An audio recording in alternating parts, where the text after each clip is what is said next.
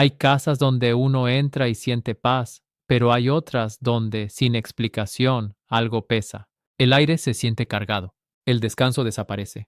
Las discusiones aumentan y de pronto comienzan a aparecer cosas pequeñas, aparentemente insignificantes, insectos en lugares extraños, plagas repentinas, movimientos raros, señales que muchos desprecian. Pero escúchame bien. Hay batallas que no empiezan con gritos, sino con señales. Hay ataques que no entran primero por la puerta, sino por la atmósfera espiritual del hogar. Y cuando una casa pierde cobertura, lo oscuro comienza a manifestarse en lo pequeño antes de revelarse en lo grande. La mayoría de las personas cree que una casa es solamente un lugar donde se duerme, se come y se guarda lo material, pero una casa es mucho más que paredes, puertas, ventanas y techo. Una casa también conserva lo que se habla dentro de ella, lo que se permite, lo que se practica, lo que se repite y hasta lo que se calla. Hay hogares que, aunque sean humildes, se sienten ligeros, tranquilos, llenos de descanso. Uno entra y percibe serenidad. Pero también hay casas hermosas por fuera, bien arregladas, limpias, ordenadas, donde, sin embargo, se siente una carga extraña, una pesadez difícil de explicar, una incomodidad que no se ve con los ojos, pero que se percibe en el ambiente. Y eso sucede porque la casa no solo guarda objetos, guarda atmósferas. La atmósfera espiritual de una casa se forma con todo lo que entra y con todo lo que se sostiene en ese lugar. Se forma con palabras de bendición o con gritos constantes. Se forma con oración o con blasfemia. Se forma con paz o con pleito. Se forma con fidelidad a Dios o con apertura a prácticas oscuras. Por eso no todo hogar tiene el mismo peso espiritual. Hay casas donde la gente duerme, pero no descansa. Hay casas donde la familia convive, pero no se soporta. Hay casas donde se ríe durante el día, pero en la noche aparecen el miedo, la angustia y la opresión. Y muchos no entienden que lo que están padeciendo no siempre comienza en lo visible. Muchas veces comienza en el ambiente que se ha contaminado poco a poco. Una atmósfera se contamina cuando en la casa entra lo que no debía entrar: objetos cargados de superstición, regalos extraños, amuletos, imágenes usadas en rituales, palabras de maldición, música que alimenta oscuridad, conversaciones llenas de odio, resentimiento guardado durante años, prácticas que parecen inocentes, pero abren puertas espirituales. La casa empieza a absorber todo eso, y así como una pared retiene humedad, el hogar puede retener opresión. Así como una habitación cerrada guarda mal olor, una casa también puede quedarse impregnada de miedo, de confusión y de tinieblas si nadie la limpia espiritualmente. Por eso hay señales que no deben ser ignoradas. Cuando la atmósfera de una casa cambia, cambia el ánimo de quienes viven dentro. Empiezan los disgustos sin motivo. Aparece un cansancio permanente. Se pierde la alegría. Se interrumpe el sueño. Los niños se alteran.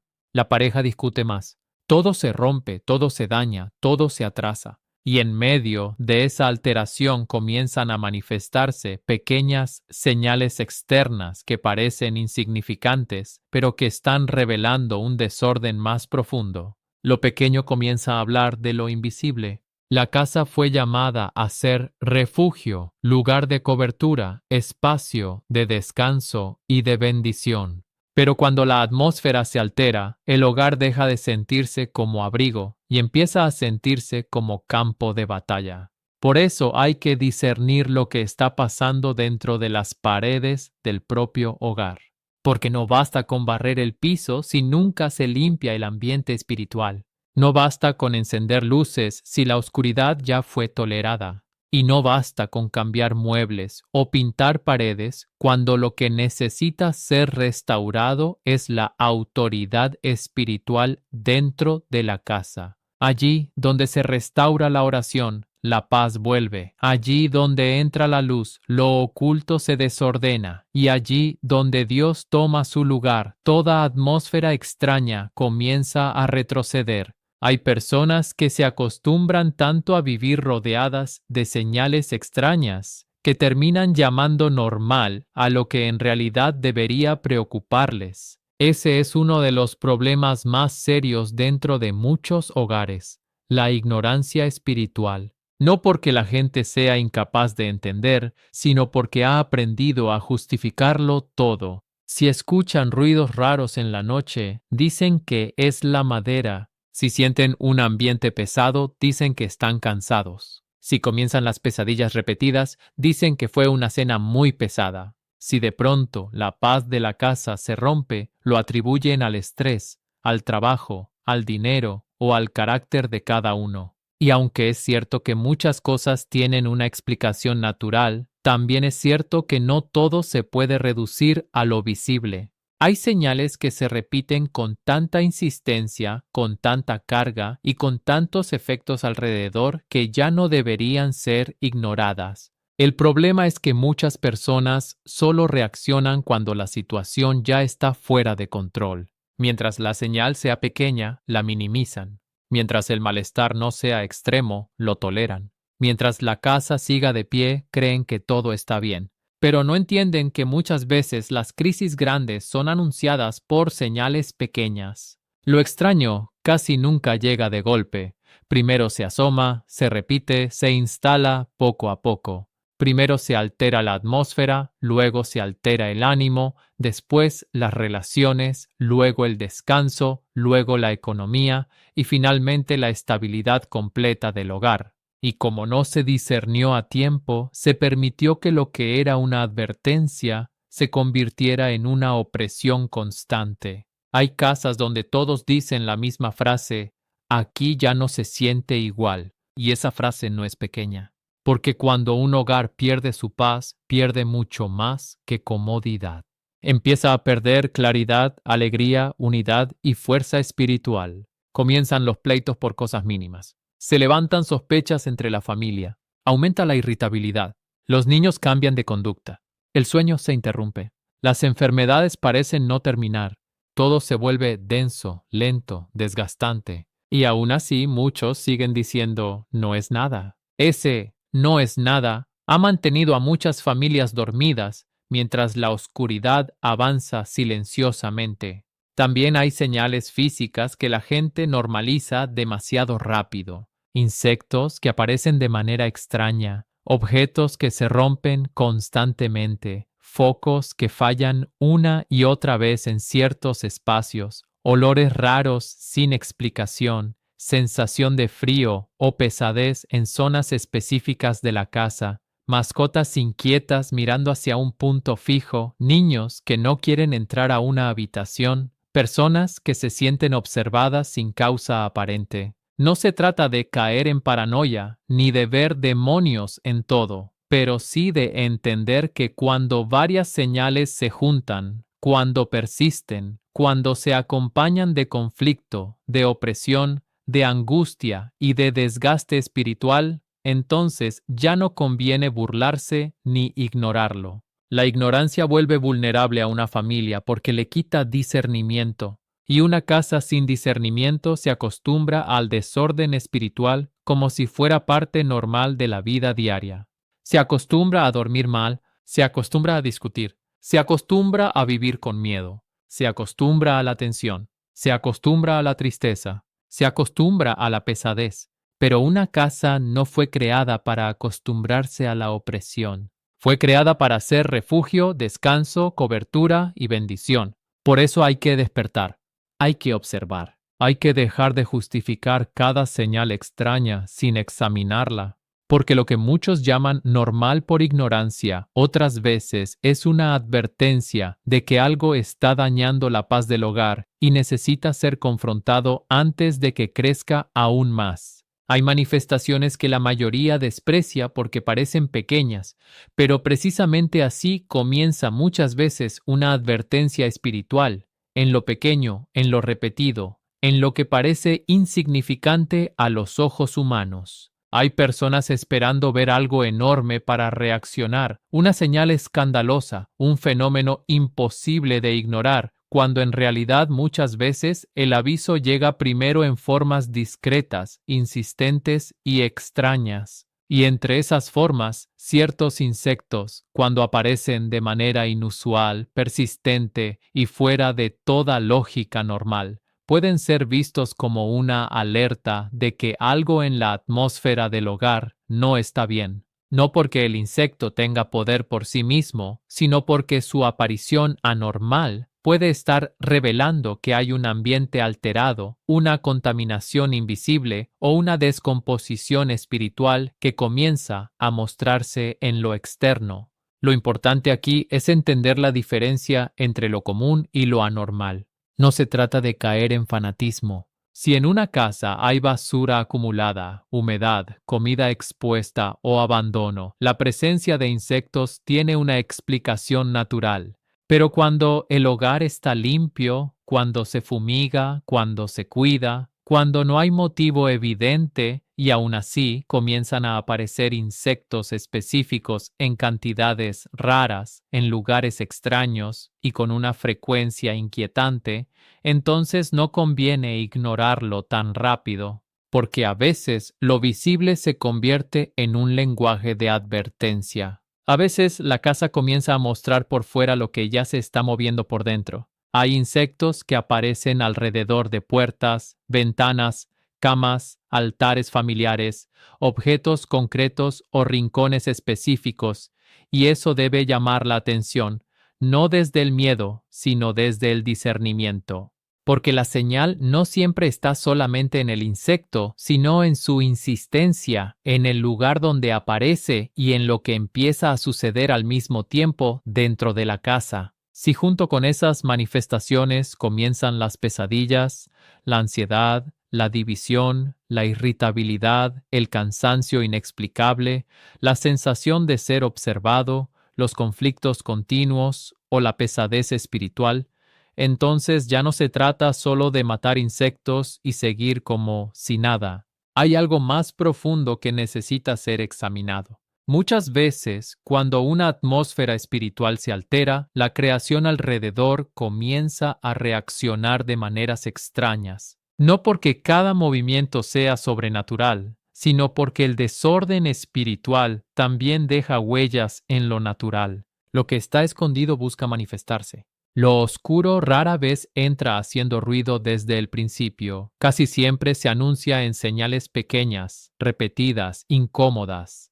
Primero altera el ambiente, después afecta la paz, luego toca las emociones, rompe la unidad y finalmente intenta dominar el hogar. Y cuando la familia no discierne, termina acostumbrándose a vivir bajo señales que debieron haber sido tomadas en serio desde el inicio. Por eso no se debe mirar estas cosas con obsesión, pero tampoco con burla. Hay que observar con madurez espiritual. Hay que revisar lo natural, sí, pero también hay que examinar lo espiritual. Hay que preguntarse qué ha entrado en la casa, qué prácticas se han permitido, qué objetos se han guardado, qué palabras se han declarado, qué puertas se han abierto. Porque a veces esos insectos no son el problema principal, sino el síntoma visible de un ambiente que perdió cobertura, de una paz que fue herida, de una autoridad espiritual que se debilitó. Y cuando la casa comienza a enviar señales, el peor error es ignorarlas. Porque una advertencia atendida a tiempo puede evitar una opresión mayor, y una familia que discierne a tiempo puede cerrar puertas antes de que la oscuridad avance más. Uno de los errores más peligrosos en estos temas es caer en los extremos. Hay personas que quieren atribuirlo todo a la brujería, a demonios, a maldiciones y a ataques espirituales, como si no existieran causas naturales, emocionales o humanas. Pero también están los que se van al otro extremo y piensan que absolutamente todo tiene una explicación lógica inmediata, que todo es coincidencia, que todo es sugestión, que todo es producto del cansancio o de la imaginación. Y la verdad es que ambos extremos pueden hacer mucho daño. porque así como no todo es brujería, tampoco todo es casualidad. Y una persona sabia debe aprender a discernir, no a exagerar, pero tampoco a dormirse. Hay situaciones que claramente tienen causas normales. Una plaga puede venir por humedad. Un ambiente pesado puede ser resultado de discusiones constantes. El insomnio puede venir del estrés. La ansiedad puede tener raíces emocionales. Un hogar desordenado produce incomodidad. Todo eso es real, y negarlo sería irresponsable. Pero también hay momentos en que las señales se acumulan de tal manera, con una intensidad tan extraña y con consecuencias tan persistentes, que no basta con responder. Seguro es casualidad, porque hay coincidencias que se repiten demasiado, hay patrones que empiezan a parecerse más a una advertencia que a un accidente, y hay alteraciones en una casa que no pueden ser tratadas con superficialidad. Lo preocupante es que muchas familias solo saben reaccionar de dos formas: o entran en pánico o se burlan. Unos ven oscuridad en cada rincón y viven aterrados. Otros se ríen de todo y terminan ignorando señales que debieron haber examinado con seriedad. Pero el discernimiento no funciona ni con paranoia ni con burla. Funciona con equilibrio, con oración, con observación, con sensatez. No se trata de inventar una explicación sobrenatural para cada cosa que ocurre, sino de reconocer cuando lo que está pasando deja de parecer común y empieza a mostrar una carga más profunda. Por ejemplo, cuando en una casa comienzan a juntarse demasiadas cosas al mismo tiempo, hay que prestar atención. Aparecen insectos extraños sin razón aparente. Se daña todo constantemente. La paz desaparece. Aumentan las pesadillas. Se siente opresión en ciertos lugares. La familia entra en conflicto por asuntos mínimos. Hay cansancio permanente, irritabilidad, enfermedad, tristeza sin explicación clara, estancamiento, ruidos o sensaciones raras en la noche. Tal vez una de esas cosas por sí sola no diría demasiado. Pero cuando varias se manifiestan juntas, cuando persisten, cuando no ceden, y cuando todo empezó después de una visita, de un objeto, de una práctica indebida o de una ruptura espiritual dentro del hogar, entonces ya no es prudente llamarlo simple casualidad. La casualidad no suele sostenerse con tanta fuerza ni con tanta continuidad. Lo casual pasa y se va, pero hay situaciones que parecen instalarse, como si algo se hubiera adherido al ambiente, y ahí es donde se necesita madurez. Porque una casa puede estar siendo afectada por problemas naturales, sí, pero también puede estar reflejando una contaminación espiritual que fue ignorada. Y si la familia no aprende a discernir, perderá tiempo precioso tratando solo los síntomas mientras la raíz sigue intacta. Por eso no se debe negar lo natural, pero tampoco cerrar los ojos a lo espiritual. Hay que revisar la casa, limpiar, ordenar, reparar lo necesario, cuidar la salud emocional y atender todo lo humano. Pero al mismo tiempo hay que orar, examinar lo que ha entrado al hogar, romper con toda práctica oscura, desechar lo que contamina y restaurar la autoridad espiritual. Porque la sabiduría verdadera no consiste en ver demonios en todo, ni en negar lo evidente por miedo a parecer fanático. La sabiduría consiste en saber que no todo es brujería, sí, pero también en entender que no todo lo que destruye la paz del hogar puede explicarse solamente como una coincidencia más. Frente a estas situaciones, el peor consejero siempre será el miedo. El miedo desordena la mente, debilita el alma, roba la claridad y empuja a la persona a cometer errores que después agravan aún más lo que está viviendo. Cuando alguien comienza a sospechar que en su casa hay una opresión extraña, una atmósfera pesada o señales que no logra comprender, la reacción natural muchas veces es alterarse, desesperarse, hablar con todo el mundo, buscar respuestas apresuradas o dejarse dominar por pensamientos oscuros. Pero ese no es el camino correcto. La solución nunca comienza con pánico, nunca comienza con confusión, nunca comienza con una carrera desesperada detrás de cualquier persona que prometa resolverlo todo. La solución empieza cuando alguien se planta con serenidad, abre los ojos espirituales y entiende que una casa no se restaura con miedo, sino con autoridad, con oración, con limpieza espiritual y con orden en el hogar. Porque el miedo entrega terreno, el miedo paraliza, el miedo hace sentir a la familia derrotada antes de pelear, y una casa llena de miedo se vuelve más vulnerable, porque donde el corazón se desordena, también se desordena la capacidad de discernir. Por eso lo primero es recuperar la calma, no para negar el problema, sino para enfrentarlo correctamente. Hay que entender que ninguna oscuridad se vence con histeria.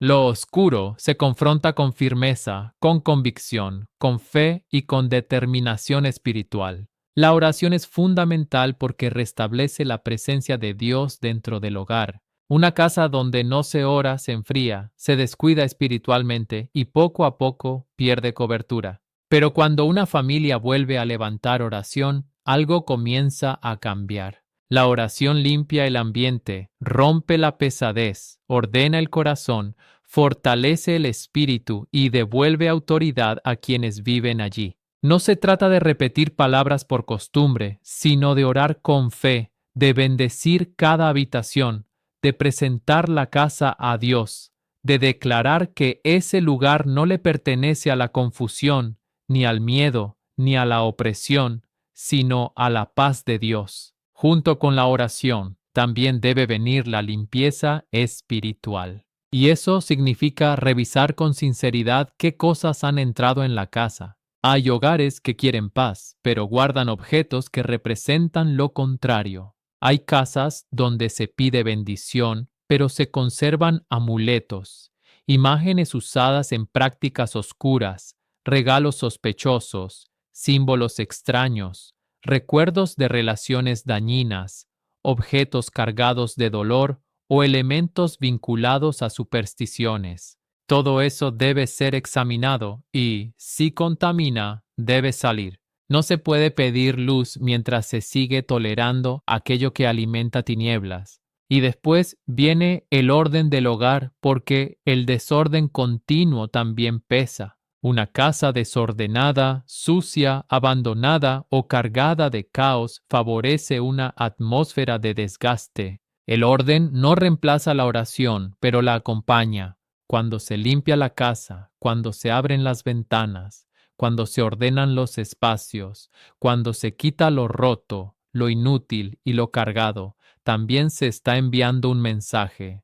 Aquí ya no reinará el caos. Aquí se va a restaurar la paz. La solución entonces no está en vivir asustados, sino en levantarse espiritualmente, orar con constancia, limpiar con discernimiento, ordenar con decisión, bendecir la casa, cerrar puertas, recuperar autoridad. Porque cuando un hogar deja de temblar y comienza a orar, cuando deja de tolerar y comienza a limpiar, cuando deja de vivir en caos y comienza a poner orden, entonces la atmósfera cambia, y lo que antes parecía una casa sitiada empieza nuevamente a convertirse en refugio, en cobertura y en lugar de paz. Cuando la autoridad espiritual se pierde dentro de una casa, el hogar deja de ser un lugar gobernado con claridad y se convierte en un espacio vulnerable a la confusión, al desgaste y a todo aquello que busca romper la paz. Y ese es un punto que muchas familias no entienden. La verdadera crisis no empieza cuando aparecen las señales extrañas, sino cuando ya no hay nadie dentro del hogar que se levante con firmeza para poner orden espiritual. Porque una casa sin autoridad no tarda en llenarse de caos. Una casa donde nadie ora, donde nadie bendice, donde nadie discierne, donde nadie confronta lo oscuro, termina quedando expuesta. Y cuando un hogar queda expuesto, comienza a resentirlo en todo, en el ambiente, en el carácter de quienes viven allí, en la relación familiar, en el descanso, en la salud emocional y hasta en la capacidad de pensar con paz. La autoridad espiritual no es gritar más fuerte, ni imponer miedo, ni adoptar una apariencia religiosa vacía. La autoridad espiritual nace cuando una persona decide pararse con convicción dentro de su casa y declarar que ese lugar no será gobernado por la angustia, por la división, por la oscuridad ni por la opresión. Nace cuando alguien asume su responsabilidad espiritual y deja de ser un habitante pasivo para convertirse en guardián de la atmósfera del hogar. Porque toda casa necesita orden, pero no solo orden material, necesita orden espiritual. Necesita alguien que entienda que no todo lo que entra debe quedarse, que no toda influencia debe tolerarse, que no todo ambiente debe aceptarse como normal. Cuando la autoridad espiritual se debilita, la casa se llena de permisividad. Se toleran prácticas incorrectas. Se guardan objetos que no edifican. Se abren puertas por ignorancia. Se aceptan conversaciones cargadas de odio, de maldición, de resentimiento. Se pierde el hábito de la oración. Se enfría la vida espiritual. Y poco a poco el hogar deja de reflejar cobertura y empieza a reflejar desorden. No siempre sucede de un día para otro. A veces ocurre lentamente, casi sin notarse, hasta que llega el momento en que la familia ya no se reconoce a sí misma. La paz se fue, la armonía se quebró, el cansancio se volvió permanente, el conflicto se hizo costumbre. Y entonces muchos se preguntan qué pasó, sin darse cuenta de que hace tiempo la autoridad había dejado de ejercerse. Restaurar la autoridad espiritual significa volver a tomar posición. Significa decidir que esa casa será limpiada, bendecida y ordenada. Significa recuperar la oración diaria, aunque al principio cueste. Significa recorrer cada habitación con fe, no con superstición, sino con la certeza de que el hogar debe volver a ser consagrado a Dios. Significa examinar lo que se ha permitido y cortar con todo aquello que alimenta oscuridad. Significa enseñar a la familia que la paz no se mendiga, se protege, que la unidad no se improvisa, se cultiva, que la atmósfera de la casa no se deja al azar, se gobierna espiritualmente. Y esta restauración no puede esperar. No se debe dejar para después. No se debe posponer hasta que el problema sea mayor. Si el hogar está siendo alterado, si la paz se ha ido, si las señales se están multiplicando, entonces es tiempo de actuar, tiempo de levantarse, tiempo de tomar autoridad, tiempo de recuperar el gobierno espiritual de la casa. Porque cuando la autoridad correcta se restaura, el miedo retrocede, la confusión se debilita, el ambiente cambia y el hogar comienza a respirar otra vez. Y entonces la casa deja de sentirse sitiada y vuelve a convertirse en lo que siempre debió ser: un refugio de paz, una cobertura para la familia y un lugar donde la luz tiene la última palabra. Y si en tu casa algo cambió, si la paz se fue, si el ambiente se volvió pesado y las señales no dejan de repetirse, no lo ignores. Porque hay batallas que primero se anuncian en lo pequeño antes de golpear en lo grande. Pero escucha esto: ninguna oscuridad es más fuerte que la luz de Dios. Lo que haya querido entrar a tu hogar tendrá que salir cuando se levante la oración, cuando se cierren las puertas equivocadas y cuando la autoridad espiritual vuelva a ocupar su lugar. Tu casa no fue diseñada para la opresión, sino para la paz, no para el miedo, sino para la presencia de Dios. Y cuando Dios entra, todo lo oculto tiembla, todo lo extraño se rompe y toda tiniebla retrocede.